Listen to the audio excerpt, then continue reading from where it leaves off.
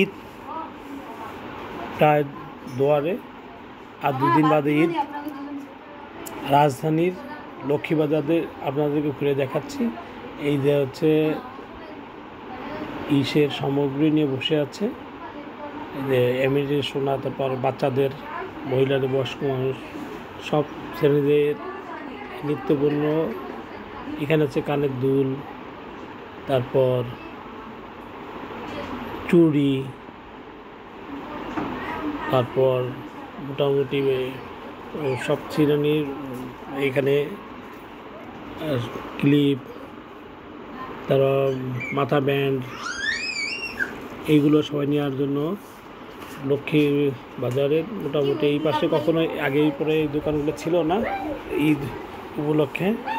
আর এই যে ফুটপাতের দোকানগুলো আপনাদের দেখাচ্ছি, যে ফুটপাতে রাত্রে বেশ সবাই কেনাকাটার জন্য ব্যস্ত। আর এই কেনাকাটার জন্যই মোটামুটি তবে লক্ষ্মীবাজার এমনিও সবসময় থাকে হলো মানে আমেজ থাকে সবসময়, কিন্তু রোজাকে কেন্দ্র করে আরও বেশি ইমেজ, কারণ এখানে মোটামুটি কিছু কিছু শ্রেণীর লোকজন এখান থেকেই, যারা নিম্ন ও মধ্যবিত্ত লোকজনই কিন্তু এখানে অনেকে আসছে কেনাকাটার জন্য। আর অনেকেই যাচ্ছে বড় বড় শপিংয়ে মলে কেনাকাটার জন্য। এই যে আপনাদের দেখাচ্ছে, এই যে এখানে দেখেন মোটামুটি অনেকেই কেনাকাটা করতেছে।